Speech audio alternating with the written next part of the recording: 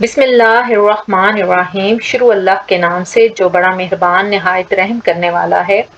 Lesson number 12 area of polygons के short questions हैं। Question number 1 है डिफाइन अ पॉलीगॉन। यानी आपने बताना है कि पॉलीगॉन किसे कहते हैं, उसकी डेफिनेशन लिखनी है। पॉलीगॉन का मतलब होता है ऐसी शेप जिसकी बहुत ज्यादा साइड्स हों। तो क्या कह रहे हैं, a plane figure bounded by a number of straight lines. ऐसी प्लेन फिगर का मतलब होता है पेज वगैरह पे ड्रॉ हो सके, 3 डायमेंशनल फिगर ना हो, जिसकी नंबर ऑफ स्ट्रेट लाइंस हो, यानी बहुत सी स्ट्रेट लाइन से मिलकर बने, वो हमारे पास क्या कहलाती है, पॉलीगॉन कहलाती है। जैसे ये देखें, यहाँ पर मैं एक शेप बना रही हूँ, this one this one this this this. अब देखें यहाँ पर इसकी कितनी साइड्स हो गई, ये 1 2 3 4 5 6। तो ये पॉलीगॉन है, 6 साइडेड पॉलीगॉन, जिसे हम हेक्सागोन भी कहते हैं। 5 साइड हो तो हम उसे कहते हैं पेंटागॉन, 6 साइड हो हेक्सागोन, 7 हो हेप्टागोन एंड सो ऑन। 10 वाली को डेकागोन कहते हैं। अब ये हमारे पास एक हो गई पॉलीगॉन। क्वेश्चन नंबर 2 है हमारे पास, define a regular polygon. First question में पॉलीगॉन को डिफाइन करना था और सेकंड में रेगुलर पॉलीगॉन की डेफिनेशन लिखनी है। A polygon is said to be regular when all its sides and angles are equal. जब इसकी तमाम साइड्स और एंगल्स इक्वल हो जाएं। देखिए ये वाली साइड। अब इस फिगर की 6 साइड्स हैं, तो ये 6 की 6 साइड्स अगर हमारे पास इक्वल होंगी और इसके अंदर ये जो इंटीरियर एंगल्स बन रहे हैं, ये 1, ये 2, 3, 4, 5, 6। अब अगर ये सारे एंगल्स और सारी साइड्स इक्वल होंगी तो हम उसे रेगुलर पॉलीगॉन कहते हैं। अगर एक साइड की लेंथ 2 सेंटीमीटर है तो सारी साइड्स की लेंथ यही होगी। अगर एक एंगल कोई 120 का है तो सारे एंगल वही होंगे। इक्वल का ये मतलब है।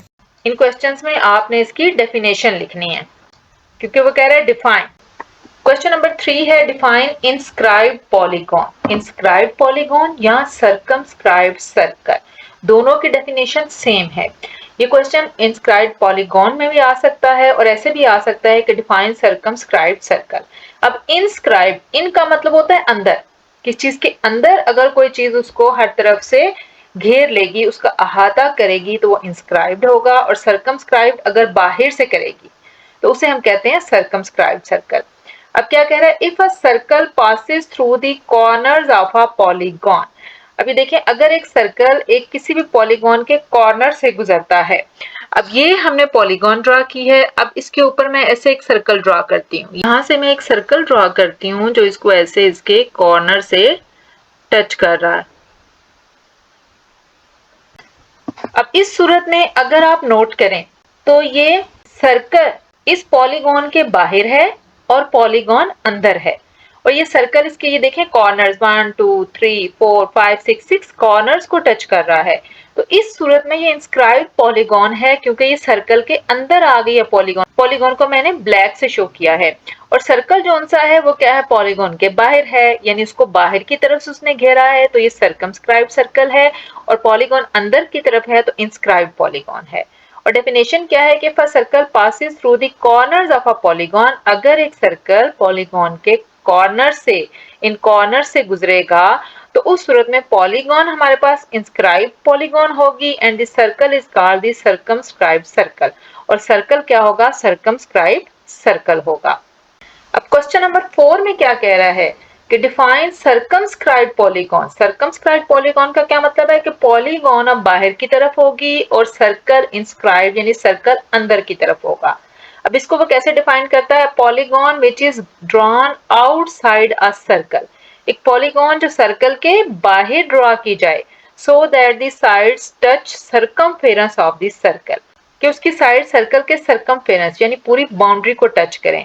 तो उस सूरत में हमारे पास क्या होगा, सर्कमस्क्राइब्ड पॉलीगॉन होगी और सर्कल इंस्क्राइब्ड सर्कल होगा। कैसे, ये देखें, ये हम यहाँ पर एक सर्कल ड्रॉ करते हैं, दिस वन। अब हमने क्या करना है, a polygon which is drawn outside, अब पॉलीगॉन इसके बाहर की तरफ ड्रॉ की गई है, सर्कल के किधर, बाहर की तरफ। 6 साइड्स की ड्रॉ करते हैं, 1 2 3 4 5 6। इस फिगर में देखें, सर्कल रेड से मैंने शो किया है जो पॉलीगॉन के अंदर है, और पॉलीगॉन बाहर है। और आप देखें सर्कल इसकी साइड्स को टच कर रहा है, ठीक है। तो क्या कह रहा है, polygon which is drawn outside a circle. अब ये पॉलीगॉन क्या है, सर्कल के बाहर ड्रॉ की गई है और उसकी साइड्स को टच कर रही है, so that the side touch circumference of the circle, यानी साइड्स इसकी सर्कल की पूरी बाउंड्री को या सर्कमफेरेंस को टच कर रही हैं। अब क्योंकि सर्कल अंदर आ गया है तो इसको इंस्क्राइब सर्कल कहेंगे, पॉलीगॉन बाहर चली गई है तो हम इसे सर्कमस्क्राइब पॉलीगॉन कहेंगे। अब दोनों का कंसेप्ट आप क्या रखेंगे कि जब इंस्क्राइब पॉलीगॉन है तो पॉलीगॉन अंदर होगी, इन का मतलब है अंदर, और जब इंस्क्राइब सर्कल है तो सर्कल अंदर होगा, ठीक है। और सर्कम का मतलब होता है बाहर, बस ये दोनों में डिफरेंस है। क्वेश्चन नंबर 1, 2, 3 और 4 में आपने इनकी डेफिनेशंस लिखनी है। क्वेश्चन नंबर 5 है, write the formula to find the angle of a regular polygon of n sides. Angle या इंटीरियर एंगल, एंगल का क्या मतलब होता है कि जो अंदर की तरफ एंगल है, तो इसका सिर्फ हमने फार्मूला लिखना है। तो यहां से आप स्टेटमेंट उठा लें, द एंगल या the interior angle of a regular polygon of n sides, यानी ये वाली पूरी आप यहां से दिस वन ये स्टेटमेंट लिख लें यहाँ पर इस जगह पर, या जस्ट आप लिखते हैं एंगल, ठीक है, इज इक्वल टू, अब ये फार्मूला है this one 2n-4/n into 90 degree, यानी किसी भी पॉलीगॉन का एंगल फाइंड आउट करने का ये फार्मूला है। आपने बस इसको याद कर लेना है और इस क्वेश्चन में जस्ट आपने फार्मूला लिखना है। बेशक आप ये इतनी लंबी स्टेटमेंट ना लिखें, जस्ट आप इतना लिख दें, ये इंटीरियर एंगल दिस, इतना लिख के और इज इक्वल टू ये लिख दें this one 2n-4/n into 90 degree. n यहाँ पर नंबर ऑफ साइड्स को शो करेगा कि पॉलीगॉन की साइड्स 4 हैं, 5 हैं, 6 हैं, 7 हैं, क्या है। इसीलिए मैंने इसके साथ ही ये क्वेश्चन नंबर 6 किया है कि इस फार्मूला को आपको किसी भी शेप के ऊपर अप्लाई करने की समझ आ जाए।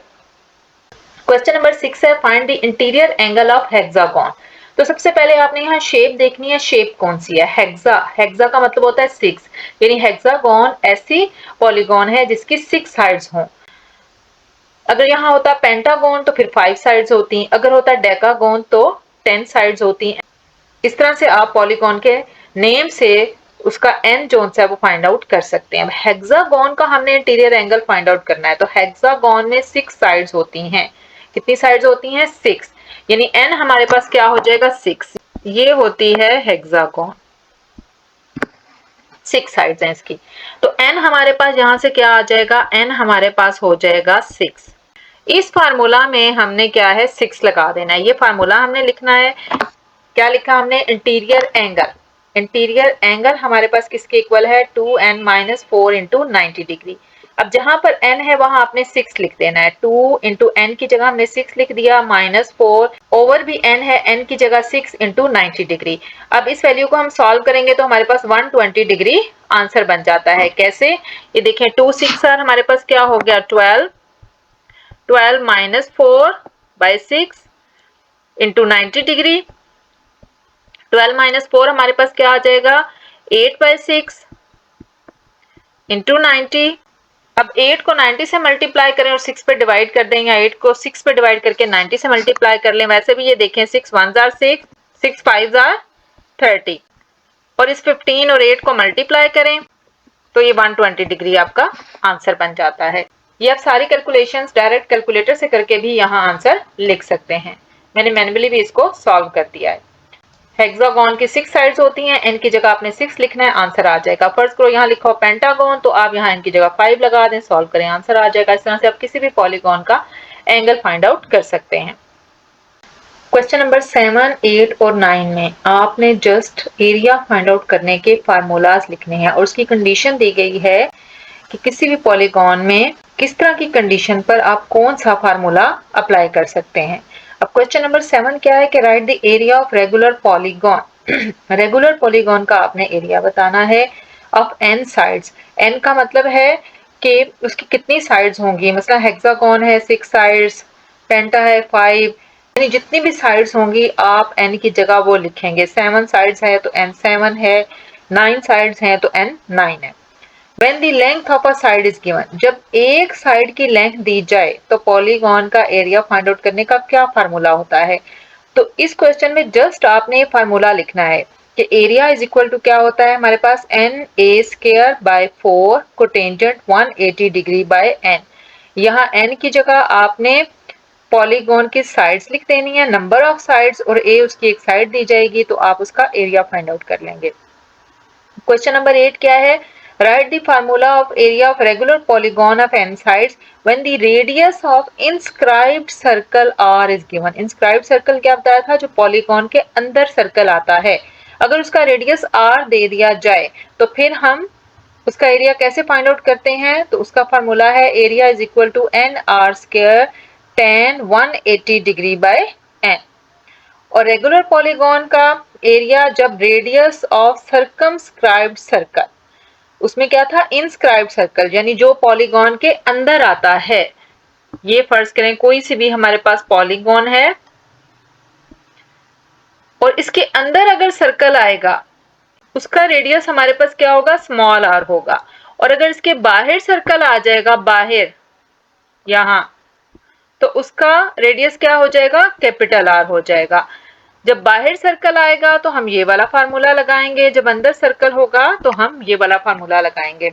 अब क्वेश्चन नंबर 9 में फार्मूला क्या है, area is equal to n capital r square by 2 sine 360 degree by n. N में आपने पॉलीगॉन की साइड्स लिखनी है और आर रेडियस होगा।